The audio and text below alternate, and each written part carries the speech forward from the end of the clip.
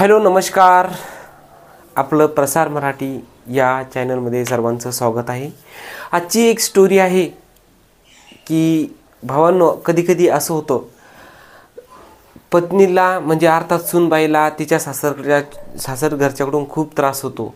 तर कधी काय होतं की सुना सासरच्यांना त्रास करतात, त्यांचा पती असेल, त्यांचे सासू सासरे असतील, यांना त्या सुना त्रास देतात, भयंकर त्रास देतात. असे काही आपण न्यूज बघितल्यात.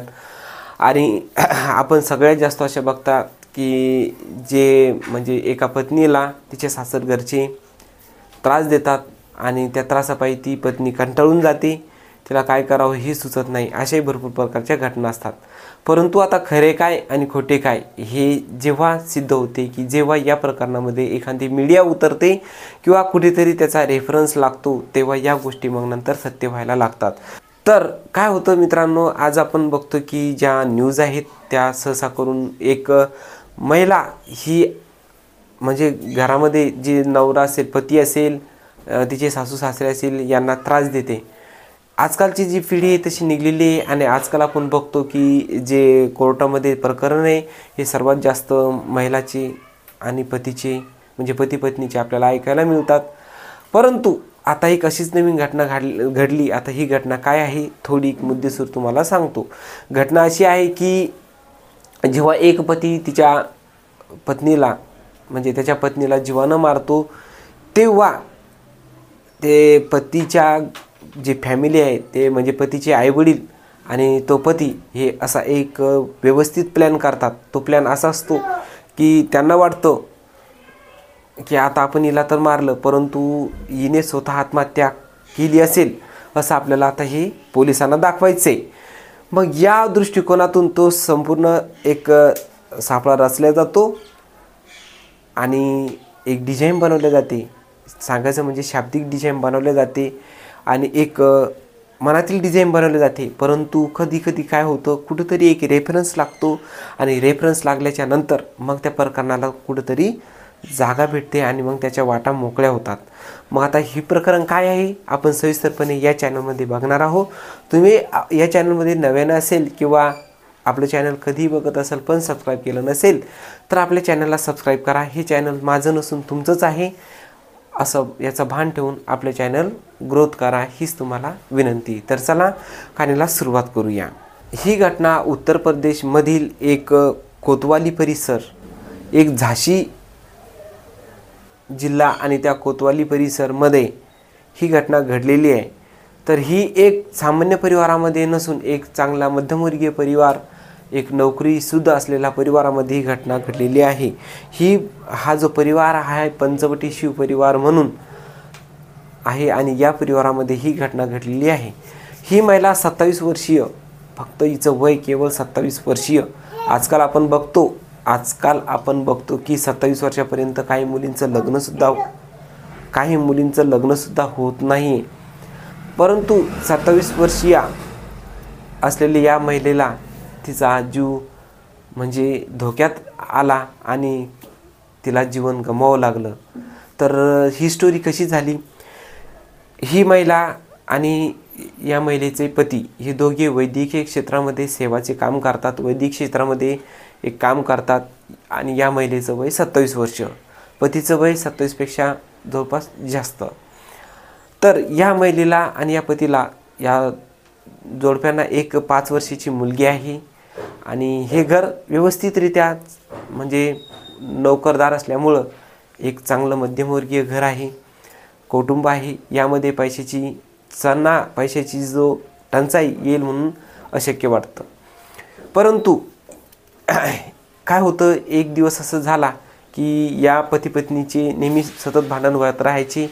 आणि एक दिवस असा आला की या महिलेच्या जी मुलगी आहे छोटी 5 वर्षाची, त्या 5 वर्षाच्या मुलीनं जिचे पप्पा जसे मम्मीला मारतात असं एक चित्र रेखाटलं. कारण ही महिला त्या मुलीला नेहमी असं चित्र वगैरे रंगवायची सांगायची, चित्र वगैरे रेखाटीची सांगायची. मग अशातच त्या मुलीला नेमकं स्पष्ट बोलता येत नव्हतं. परंतु ह्या मुलीनं काय केलं, या छोट्या मुलीनं काय केलं, एक चित्र असं रंगवलं, रेखाटलं.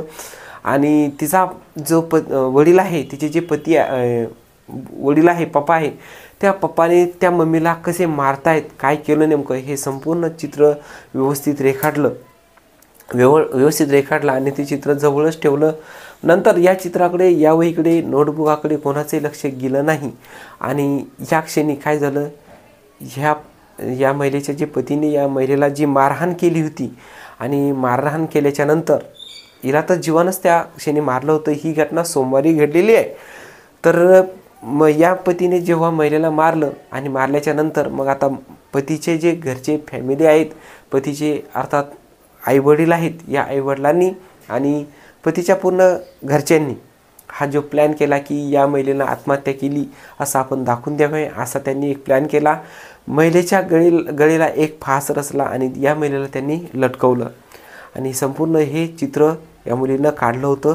तर नेमकं आता या फॅमिलीमध्ये जे मंडळी आहेत यांचं नाव काय आहे, तर या मृत महिलेचं नाव आहे सोनाली बुदुलिया. आणि या सोनाली बुदुलियाचाच जो पती आहे, आरोपी पती, त्याचं नाव आहे संदीप बुदुलिया. आणि जे त्यांची 5 वर्षाची मुलगी आहे तिचं नाव आहे दर्शिता. ही यांची 5 वर्षाची मुलगी.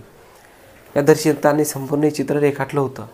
या म्हणजे आता या संदीपने या महिलेला फासावर लटकावलं होतं. असा गळ लावला फासाला आणि लटकून दिलं. आणि त्यानेच आवाज केला की या महिलेनं आत्महत्या केलेली आहे, हिला संसार करायचा, हिला जीवन जगायचा, म्हणजे हिला वाटत नव्हतं ही घरात प्रत्यक्ष भांडायची आणि कोणत्या कारणाने हिनं आत्महत्या केली असं ह्या लोकांनी बोबाटा केला.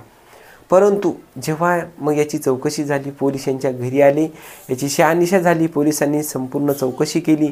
चौकशी केल्याच्या नंतर आता या क्षणी पोलीससुद्धा काय करणार, परंतु आता हे प्रकरण जर पोलिसाच्या हाती गेलं तर मग तुम्हाला माहिती आहे असे प्रकरण जेव्हाही पोलीसच्या हाती जातात त्यावेळेस कुठे ना कुठे रेफरन्स लागतोच. आणि रेफरन्स लागल्याच्या नंतर मग या आरोपींनी जर खोटी माहिती दिली तर त्यांची शिक्षा त्यांना भोगावीच लागते. त्यामुळे आपण बघतो की काही आरोपी हे प्रत्यक्ष जे काही घडलं ते सत्य सांगतात आणि त्यामुळे त्यांना त्रास कमी होतो. जे काही कोर्टाने त्यांना शिक्षा दिली ती त्यांना भोगावी लागते. परंतु जर कुठे हे प्रकरण खोटं आढळलं आणि घरच्या लोकांनी अर्थात कोणत्याही लोकांनी खोटी माहिती दिली तर त्यांना त्याची शिक्षा जास्त भोगावी लागते. मग आता पोलिसांनी या गोष्टीची शहानिशा केली. शहानिशा केल्याच्या नंतर एका पोलिसांच्या हाती एक रेखाटलेलं चित्र लागलं आणि या चित्र लागल्याच्या नंतर मग जेव्हा या फॅमिलीला प्रश्न विचारणं सुरू झाले तेव्हा हे लोक आचकत प्रश्नाचे उत्तर देऊ लागले. त्यावरून पोलिसांना शंका गेली आणि शंका गेल्याच्या नंतर मग एक रेफरन्स देऊन पोलिसांनी सांगितलं की या महिलेची तुम्ही हत्या केलेली आहे. मग जेव्हा या लोकांवर प्रेशराईज केलं गेलं तेव्हा या लोकांनी सत्य कहाणी सांगून दिली. आणि याचं कारण काय होतं तर ते कारण होतं की या लोकांनी या महिलेकडून यांना पैशाची गरज होती, म्हणून ह्या महिलेला ते नेहमी सांगायची की तुझ्या आईवडिलाकडून पैसा घेऊन ये, तुम्ही खूप श्रीमंत आहेत आणि तुझं जे घर आहे म्हणजे तुला जे दिलं आहे ते एक नोकरदाराला दिलेलं आहे, यांना जो दिलेला हुंडा आहे तो खूप कमी आहे, ह्याच्यापेक्षाही जास्त हुंडा पाहिजे कारण आम्ही नोकरदार आहोत, असं या महिलेच्या पतीनं सविस्तरपणे सांगून दिलं. या संपूर्ण गोष्टीची जेव्हा शहानिशा झाली तेव्हा मग या लोकांवर आरोप म्हणजे ज्या लोकांनी केलेला गुन्हा होता तो सिद्ध झाला आणि आता या फॅमिलीला पोलिसांनी ताब्यात घेतलेला आहे. तर मित्रांनो, ताईंनो, भावांनो आणि आपले जे या चॅनलचे सदस्य आहे या सर्वांना आणि नवीनही माझे मित्र, तर तुम्हाला सर्वांना माझी एकच विनंती आहे की भावांनो, असे कुठेही घटना होतात, या घटनाला कुठेही जागृत करण्यासाठी एक मीडियाच महत्त्वाची असते आणि एक पोलीस. तर कुठे असं कुठं होत असेल तर तुम्ही जरूर एक पोलीस स्टेशनमध्ये तुमची माहिती देऊन ठेवा आणि एखाद्या मीडियाला तुमची न्यूज द्या. अर्थात ज्या काही घटना होतील किंवा बनतील असे काही विचार येतील तर या विचाराला कुठंतरी आळा बसेल. ही जी घटना आहे ही फक्त एका त्यांच्या 5 वर्षाच्या मुलीमुळं या संपूर्ण घटनेचा उलगडा झाला आणि या मुलीनं जे रेखाटलेलं चित्र होतं या चित्रामधून संपूर्ण भाषा ओळखल्या गेली. तर तुम्हाला या संदर्भात काय वाटतं? या 5 वर्षाच्या मुलीमुळेच हा जो उलगडा झाला, तर या 5 वर्षाच्या मुलीमुळं आता ह्या महिलेला न्याय भेटणार का नाही, जरूर तुम्ही सांगा. आणि अशाच नवीन प्रकरणं, नवीन व्हिडिओ, नवीन घटना ऐकण्यासाठी आपल्या चॅनलला सबस्क्राईब केलं नसेल तर सबस्क्राईब करा. तर चला भेटूया नंतरच्या एक नवीन कहाणीसोबत. तोपर्यंत तुम्ही तुमच्या परिवाराची काळजी घ्या, स्वतःची दक्षता घ्या. जय हिंद.